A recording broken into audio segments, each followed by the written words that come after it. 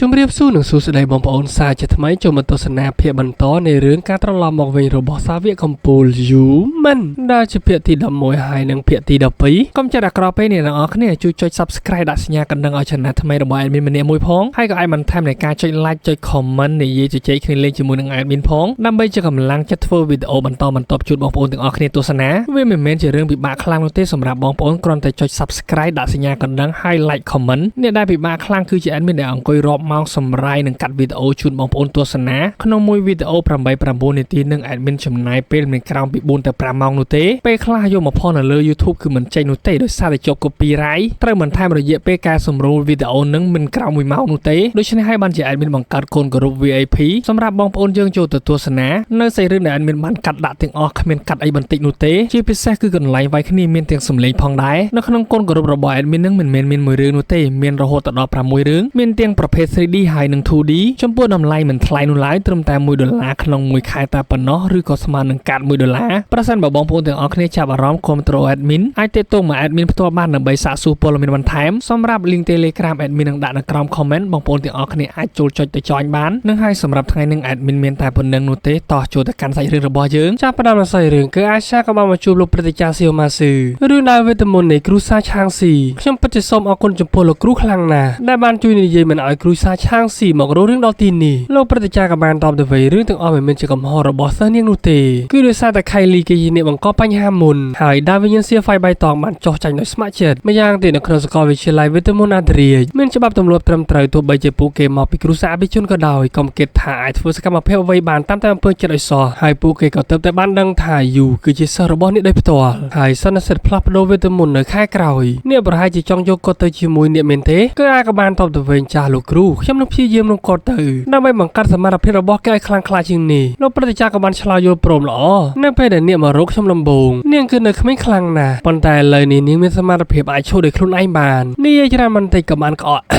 ធ្វើឲ្យគឺអាចក៏មានការព្រួយបារម្ភលោកគ្រូតែសុខភាពលោកគ្រូយ៉ាងម៉េចទៅហើយលោកព្រឹទ្ធាចារ្យក៏បានតបទៅវិញវាមិនសំខាន់នោះទេឥឡូវនេះខ្ញុំកាន់តែចាស់វាគឺជារឿងធម្មតាដែលមានសុខភាពមិនសូវល្អត្រូវតែយកចិត្តទុកដាក់ពីសន្និសីទផ្លាទីនៅថ្ងៃខាងមុខហើយកុំភ័យខ្លាចពេកវានឹងអាចជួយអ្នកឲ្យមានឱកាសដើម្បីទទួលទេពកោសល្យវេទមន្តថ្មីគឺអាចក៏បានតបទាំងមុខញញឹមបន្តិចប្រសិនបើខ្ញុំអាចស្ដារនៅវេទមន្តពីកំណើតរបស់ខ្ញុំឡើងមកវិញបានប្រហែលជាខ្ញុំអាចជួយលោកគ្រូបានច្រើនជាងនេះជាមិនខានដល់ពេលនោះលោកគ្រូមិនចាំបាច់ខំប្រឹងពេកនោះទេមិនតបពីស្ដាប់ឮបែបនោះធ្វើឲ្យព្រឹទ្ធាចារ្យសៀវម៉ាស៊ឺហាក់បីដូចជាសប្បាយចិត្តបន្តិចដែរ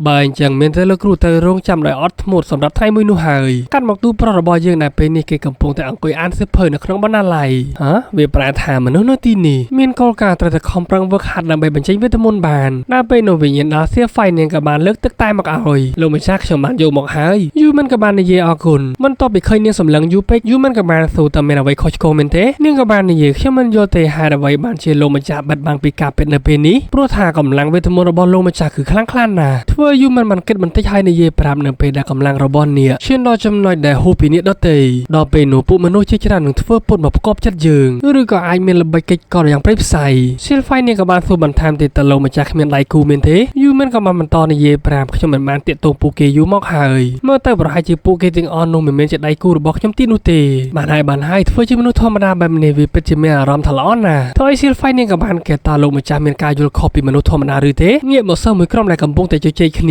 ាហេតែឯងបានធ្លាប់ឮពីមេធំបណ្ដាលភ្លើងទទួលយកសិស្សដែរទេមែនហើយតើពួកគេជាគ្រូនិងសិស្សប្រភេទណាទៅពួកគេច្បាស់ជាប្តីប្រពន្ធនឹងគ្នាជាមិនខានត្រូវហើយមានតែគូស្នេហ៍តែប៉ុណ្ណោះដែលអាចធ្វើបែបនេះបានដែលបានផ្ដល់សញ្ញាសម្គាល់នឹងត្រូវបានឆ្លាក់នៅលើថ្ងាសរបស់គេទៀតផងឈប់ឆ្កល់ទៀតទៅថាអ្វីបានជាគេមិនចូលរៀនព្រោះថាពួកគេបានណាត់ជួបគ្នានៅក្នុងបណ្ណាគេដើម្បីចែកចងគ្នាការខ្សឹបខ្សៀវនឹងសន្ទនារបស់ពួកគេបានស្ដាប់ឮដល់អេសានធ្វើឲ្យនាងក៏មានការភ្ញាក់ផ្អើលបន្តិចហាក់បីដូចជានាងមានអារម្មណ៍ថាកំពុងតែប្រច័ណ្ឌងាកមកនេះគ្រូគឺហាក់បីដូចជាភ្ញាក់ផ្អើលបន្តិចខ្ញុំភ្លេចដល់អាការៈវីរុសដែលបានហាមឃាត់មិនឲ្យយូចេញមកខាងក្រៅខ្ញុំសង្ឃឹមថាសិស្សចំគួតម្នាក់នោះមិនឃ្លានស្លាប់ទៅចុះបន្ទាប់មកនាងក៏បានដាក់ដៃទៅលើទ្វារប្រាប់ប្រាណវេទមន្តបើកទ្វារចូលទៅយូតើការអានសៀវភៅរបស់នាងយ៉ាងម៉េចទៅហើយពេលនេះខ្ញុំបានយកអាហារមួយចំនួនមកឲ្យលោកសម្លឹងទៅធ្វើនាងក៏បានខឹងនឹងធ្លាក់អាហារចេញពីដៃព្រោះថាពេលនេះយូមិនកំពុងតែកេងកៃផ្លូវសៀលហ្វៃយ៉ាងមានសេចក្តីសុខ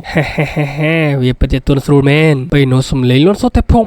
ផាងយូមិនក៏បានស្រែកអូយនេះគ្រូពិតជាឈឺខ្លាំងណាស់មើលតែសក់ក្បាលទៅដឹងហើយគឺឡើងហុយជុកតែម្ដងលុតជង្គង់ចុះសុំទោសនេះគ្រូខ្ញុំនឹងមិនហ៊ានខ្ជិលទីទេនៅពេលក្រោយគឺអាចក៏បានស៊ូសៀលហ្វៃតើនេះជាវិញ្ញាណដើមមែនទេនាងក៏បានតបយឺតខ្ញុំឈ្មោះថាសៀលហ្វៃបៃតងសូមអ្នកគ្រូជួយណែនាំ ខ្ញុំមិនថែមទៀតផងសម្លឹងមើលមិនតិចធ្វើនាងក៏បានគិតក្នុងចិត្តវិញ្ញាណដើមមួយនេះពិតជាគួរឲ្យស្រឡាញ់ខ្លាំងណាស់បានហើយខ្ញុំមកទីនេះដើម្បីជួយដំណឹងទៅនាងនៅក្នុងសប្តាហ៍ក្រោយខ្ញុំនឹងនាំនាងទៅសន្និសីទផ្លាស់ប្ដូរវេទមន្តរបស់អាណាចក្រជាមួយគ្នាយូមិនក៏បានតបភ្លាមតែម្ដងខ្ញុំយល់ពីរឿងនេះគ្រាន់តែនាងរកគ្នាចូលរួមលើកស្ទួយអាជីវកម្មរបស់គ្នាទៅវិញទៅមកកុំបារម្ភឯនាងគ្រូខ្ញុំនឹងធ្វើឲ្យបានល្អពេលនោះនាងគ្រូគឺអាខឹងយ៉ាងខ្លាំងឡើងចេញភ្លើងតែម្ដងលន់សោតែផោយូមិនពោក្បាលទៀតហើយទឹកភ្នែករហាមលុតជង្គង់ចោព្រោះថាអ្វីដែលគេបានយល់ឃើញមិញគឺខុសទាំងអស់នាងគ្រូគឺអាក៏បាននិយាយប្រាប់ខ្ញុំមិនមានគម្រោងនាំនាងទៅទីនោះទេហើយខ្ញុំគ្រាន់តែបានរំពឹងទុកថានាងបានយកដើមវេទមន្តរបស់គ្រូសាឆាងស៊ីថែមទាំងអាចឲ្យដើរបញ្ចេញនៅវិញ្ញាណរបស់នាងបានទៀតផងឥឡូវនាងរៀបចំបានបដិញ្ញាចាត់អញ្ជើញនាងឲ្យទៅចូលរួមជាមួយប្រសិនបើនាងបដិសេធខ្ញុំខ្លាចថានាងរកគ្នានៅជុំវិញខ្លួនរបស់នាងនឹងត្រូវនាងដតីយាយជាមិនខានម្យ៉ាងទៀតការប្រជុំវេទមន្តខ្ញុំខ្លាចថាវាមិនងាយស្រួលនោះទេយូមិនក៏បាននិយាយសូមនាងម្ចាស់គឺអាកុំបារម្ភអីដល់ពេលនោះយើងនៅមិនទាន់ដឹងថានរណានឹងជួបការលំបាកនោះទេ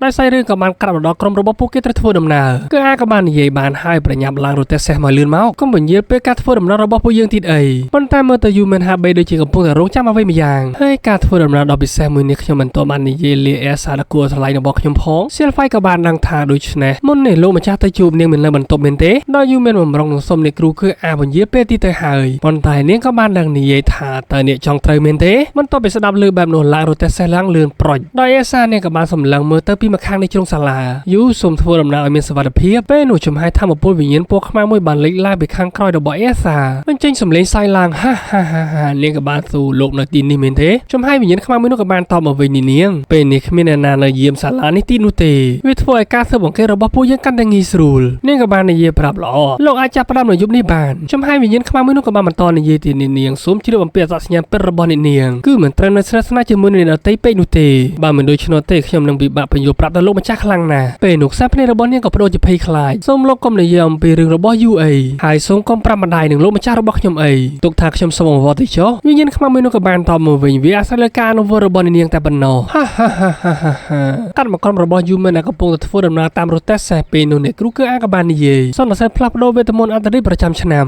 គឺតែងតែមានគ្រូសាធំៗ3ផ្លាស់ប្ដូរវេនគ្នាដើម្បីធ្វើជាម្ចាស់ផ្ទះហើយវាជាការប្រមូលផ្ដុំនៃគ្រូសាដ៏អស្ចារ្យទាំងអស់ដោយពិធីជប់លៀងដ៏សំខាន់មួយសម្រាប់ការផ្លាស់ប្ដូរសមិទ្ធផលចុងក្រោយបំផុតនិងព័ត៌មានផ្សេងៗហើយនៅក្នុងឆ្នាំនេះគ្រូសាឆាងស៊ីគឺជាម្ចាស់ផ្ទះធ្វើយូមិនក៏បានលល់មាត់គ្រូសារបស់ខៃលីគឺជាម្ចាស់ផ្ទះក្នុងឆ្នាំនេះតើវាពិតជាគ្រូសាមួយក្នុងចំណោមគ្រូសាធំៗទាំង3មែនទេគឺអាចក៏បានស្ដែងឲ្យយូមិនបន្តិចកុំមើលស្រាប់ពួកគេពេកព្រោះថាគ្រូសាឆាងស៊ីគឺជាកូនចៅរបស់វីរៈបរិស្ថាបនិកឋានៈរបស់ពួកគេស្ថិតនៅក្នុងលំដាប់ទី2បន្ទាប់ពីគ្រូសារាជវង្សចំណែកគ្រូសាអាស៊ីកាន់អំណាចយោធាច្រើនណាស់អាចបង្វឹកធ្វើឲ្យកុមារមានទេពកោសល្យវេទមន្តដ៏អស្ចារ្យចំណែកគ្រូសាទី3ខំផេឡាបានកាន់កាប់សេដ្ឋកិច្ចផ្នែកមុខជាច្រើនរបស់អាណាចក្រមួយនេះនិងឧស្សាហកម្មអសរឋានដើម្បីប្រជែងជាមួយនឹងអាណាចក្រផ្សេងទៀតបន្ទាប់ពីស្ដាប់ឮបែបនោះយូមិនក៏បានលន់មាត់ហើយអ្វីបានជាខ្ញុំមានអារម្មណ៍ថាដូចជារាជវង្សរបស់អាណាចក្រមួយនេះមានគ្រោះថ្នាក់បន្តិចក៏អាក៏បានបន្តនិយាយប្រាប់សន្និសីទផ្លាស់ប្ដូរវេទមន្តមួយនេះអ្នកត្រូវតែប្រុងប្រយ័ត្នឲ្យបានខ្ពស់បំផុតយូមិនក៏បានតវាមិនមែនគ្រាន់តែជាពិធីជប់លៀងធម្មតាមែនទេបានជាពួកយើងត្រូវតែប្រុងប្រយ័ត្នជាទូទៅប្រកាសជាមានអាហារឆ្ងាញ់ៗជាច្រើននៅក្នុងពិធីជប់លៀងមួយនោះជាមិនខានធ្វើឲ្យសៀលហ្វៃភាកព្រឹកតែម្ដង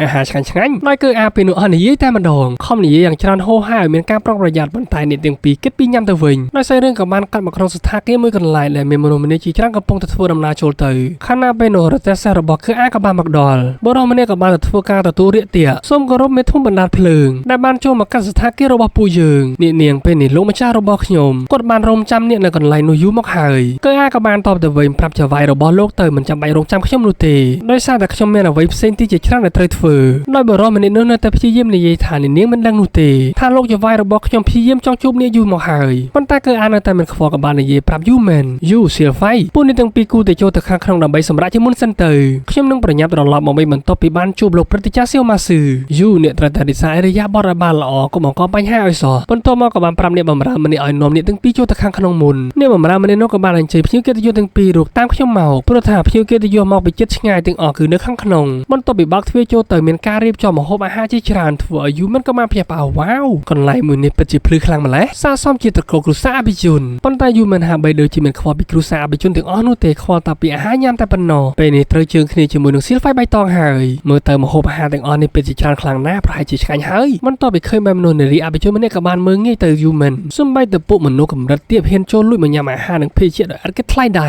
រប៉ុន្តែយូមិនហើយនឹងសៀលហ្វៃគេមិនខ្វល់នៅឡើយកំពុងតែងាញ់តែម្ដងជាមួយនឹងអាហារនិងភេសជ្ជៈជាច្រើននៅលើតុក្តាមនឹង នឹងបង្គានេះពិតជាឆ្ងាញ់មែនចំណែក Seal Fight ប៊ូងយោមិននិយាយស្ដីអ្វីសោះដោយពេលនោះយើងក៏បានឃើញអបជនម្នាក់ទៀតកំភ្លៀងទៅអ្នកបម្រើស្រីម្នាក់នោះផាច់ពិតជាអត់ប្រយោជន៍មែនខ្ញុំបានសុំឲ្យនាងនាំកញ្ញាគឺអាមកទីនេះហើយអ្វីបានជាធ្វើភារកិច្ចមិនបានការបែបនេះខ្ញុំធ្លាប់បានបង្រៀននាងម្ដងហើយម្ដងទៀតជាច្រើនដងពេលនោះយូមិនក៏បានសួរ Seal Fight តែមិនបានឃើញអ្វីទេនេះគេហៅថាមនុស្សប្រុសដែលមិនចេះខ្មាស់អៀនបុរសអបជនម្នាក់នោះក៏បានសម្លឹងទៅហើយនិយាយថាមិនលេចក៏ខ្ញុំមិនធ្លាប់ឃើញមនុស្សពីររូបនេះពីមុនមកថែមទាំងបានដួសអាហារកូរលើចានទៀតផងមើលទៅខោអាវគឺមានតម្លៃថោកហើយគ្មានការអប់រំនិងសិលធម៌ទៀតផងតើពួកគេអាចជាមេរោគដែលលួចចូលមកស៊ីអាហារហ្វ្រីនៅទីនេះមែនទេសួស្ដីភ្ញៀវទាំងពីរខ្ញុំគឺជាអ្នករៀបចំកម្មវិធីមួយនេះដែលគឺជាគ្រូសា Compella មើលទៅពួកនាងទាំងពីរហាក់បីដូចជាមិនសូវស្គាល់ខ្ញុំនោះទេតើពួកនេះអាចឲ្យខ្ញុំមើលការអញ្ជើញបានដែរទេយូមិនក៏បានតបយើងគ្មានការអញ្ជើញនោះឡើយធ្វើឲ្យបរិយាអបជនម្នាក់ទៀតក៏បានលន់មាត់ថាតើពួកសម្រាប់ទាំងនេះគ្រាន់តែចូលមកញ៉ាំអាហារដោយអត់គិតថ្លៃមែនទេមែនហើយតើនរណាបណ្ដោយពួកគេចូលមកបានបែបនេះដោយអបជនគ្រូសា Compella ម្នាក់នោះក៏បាននិយាយគ្មានការអញ្ជើញបើអញ្ចឹងសូមប្រញាប់ចាក់ចេញពីទីនេះជាមិនទាន់ធ្វើឲ្យ Seal Fight សឹងតែទ្រាំលេងបានយូមិនក៏បានខាត់សុំទោសផងនេះត្រូវជាការយល់ខុសហើយខ្ញុំមកទីនេះតាមលោកម្ចាស់របស់ខ្ញុំតែប៉ុណ្ណោះគាត់គឺជាគឺអាឆាដែលបានឲ្យខ្ញុំចូលមកទីនេះទាំងអស់នេះគឺជាមូលហេតុដែលខ្ញុំគ្មានការអញ្ជើញប៉ុន្តែបរិយាអបជនមនុស្សមិនជឿនោះទេនិយាយគ្មានហេតុផលស្រីស្អាតគឺអាសាស្អាតហើយទាំងពូកែទៀតមិនអាចទទួលយកមនុស្សអប្រយោជន៍ដូចជាឯងធ្វើជាកូនសិស្សរបស់គាត់នោះទេនឹងហើយសាច់រឿងភាគទី11ហើយនិង12របស់យើងក៏ត្រូវបញ្ចប់ត្រឹមនឹងជួបគ្នានៅភាគបន្តពេលនេះសូមលាសិនហើយបាយបងប្អូនទាំងអស់គ្នា